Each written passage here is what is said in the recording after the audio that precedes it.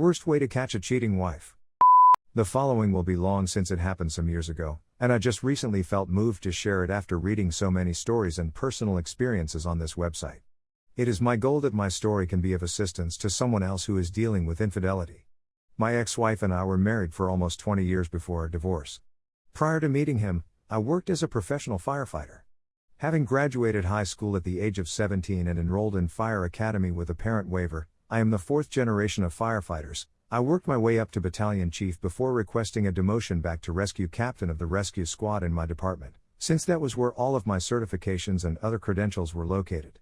On one occasion, we received a call on Christmas Eve about a structural fire in an apartment building. When we got on the scene, we discovered that 18 persons had gone missing. We began rescue efforts and were able to identify a young couple and their wife in a single unit.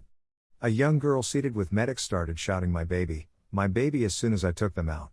While a tender changed my oxygen bottle, I was distracted by a young lady screaming my baby, my baby. I dashed up to her and asked her, "Ma'am, what kind of kid I was looking for, a dog, a cat, a human, or something else?" The only thing she kept repeating was my baby, so I dashed back in after her. I came from the building a short time later with a baby, and as I was making my way out, something inside the structure exploded, debris everywhere. Unexpectedly, I was hit in the back by a big splinter of wood. As soon as I got to the triage area, I fell. I had given up the baby. Then I saw the message splinter was detected hanging out of my mouth. Then I was flown by helicopter to a trauma center, where I passed out twice and was brought back to consciousness before being rushed into emergency surgery. My heart had been pierced by a splinter, and I was on the verge of death.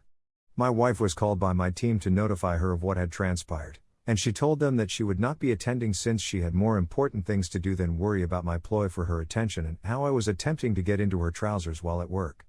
The hospital kept me for 30 days because they wouldn't let me go until they were pleased that I was healthy enough to return home, which was in a very rural location around 60 miles from where I worked and had a genuine hospital. When I was released, I begged my wife to transport me to the top, but she stated she didn't have the time to make the trip. To go home, I had to beg for a lift from one of my crew members, who led me inside my house to make sure I wasn't alone. We were walking through my house looking for my wife because her minivan was parked in the driveway, and as I unlocked our bedroom door, I fell to my knees as my crew member rushed up behind me and exclaimed, "Are you doing?" We were walking through my house looking for my wife because her minivan was parked in the driveway.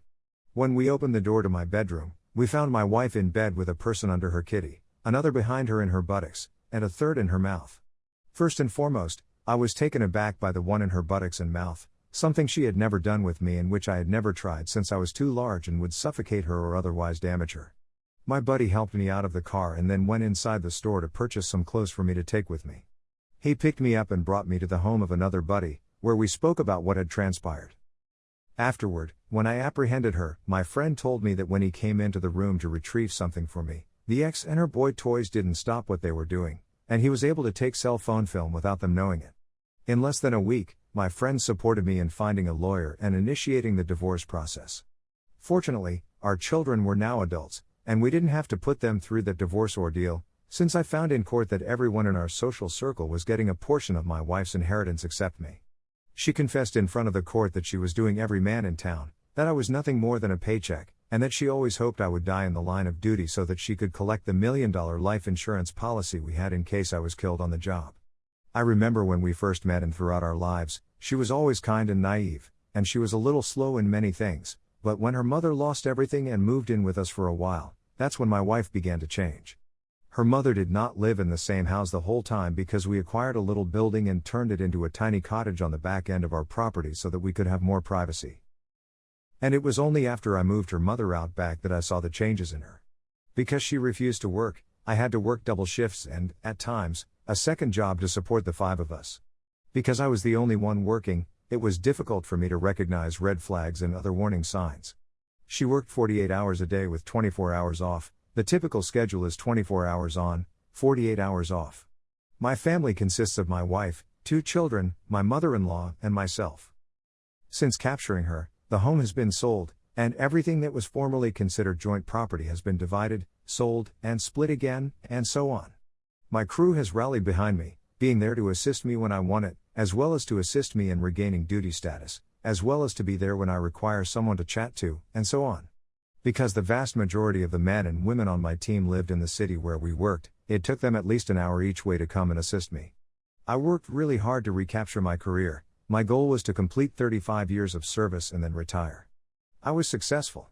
After completing my physical and returning to duty, I was called to the chief's office, where I was instructed that I had two alternatives. Captain, you have two possibilities.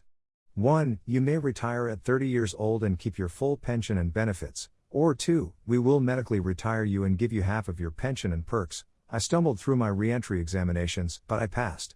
Captain, you are not the most skilled firefighter I have ever met, but because of your age, injury history, and recent diagnosis of post-traumatic stress disorder, PTSD, paired with bipolar disorder, your insurance company will no longer cover you because you pose a significant danger to others. So, do you have a choice in the matter? I was depressed and dejected when I decided to resign. I quit the area and began working in animal rescue to pass the time when my now ex-wife discovered what had happened. It was the lowest point in my life. Everyone turned me down for a job because I was living in an RV trailer and running an animal sanctuary. Certainly, I didn't have to work, but I needed to get something done. I swore off women, with the exception of my sister, who is a firefighter, and I didn't socialize, date, or do anything else for a very long time after that.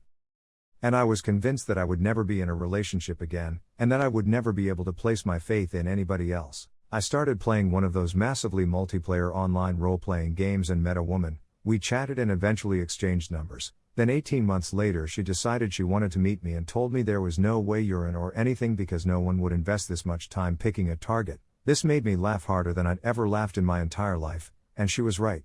Even though we had a 20-year age difference, we were of different races, and interracial relationships are still frowned upon where I live. Yeah, it's Redneckville, USA, and we're really living in the Stone Age in many respects. She asked if I would meet her. It was a fantastic learning experience. I can say with complete certainty that she was the finest choice I've ever made. She was all and more that I could have hoped for and more. In the same way that I was raised, she was taught that a woman's primary obligations were to her husband and family, rather than to money or a professional job. She was just incorrect. Women who work are welcome, but family should always take precedence over any other endeavor, regardless of their gender.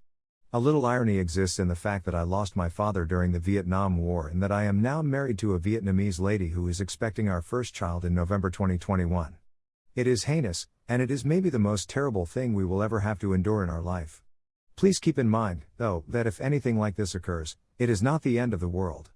To make things worse, not all men and women are alike, as your unfaithful husband has discovered. Organize some time for yourself, get medical treatment, and rediscover your sense of self. Make sure you take your time and keep in mind that something greater is looking for you as well. Suicide should never, ever be considered an option. Making the decision to give up is just not an option. You have the capacity to rebuild your life and make it a better one since you are strong and resilient. It's important not to lose sight of the truth that life and love always find a way.